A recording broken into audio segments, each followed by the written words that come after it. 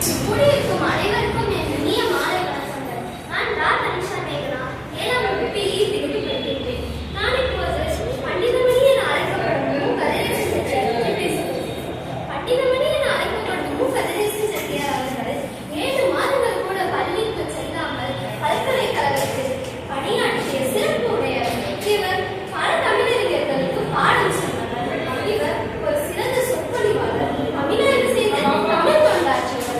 கதிரேசன் செட்டியார் மகிழ்வாளம்பட்டி என்கும் ஊரில் முத்துக்கருப்பன் மற்றும் சிவப்பி ஆட்சிக்கு 1881ஆம் ஆண்டில் பிறந்தார். இவர் சிறு வயதிலேயே இரவிலே வாழும் வயதுடையவர்.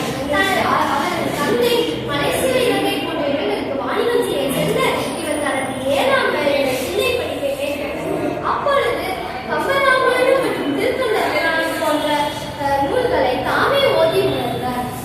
இவரது குல வழக்கப்படி தனது 11ஆம் வயதில் வாணிபம் செய்ய இலங்கை சென்றார். அங்கு அவருக்கு மீண்டும் வாதநோய் ஏற்பட்டது. அப்போது தனது தந்தையின் திடீர் மரண செய்தி அவரை அதிர்ச்சியில் ஆழ்த்தியது. இது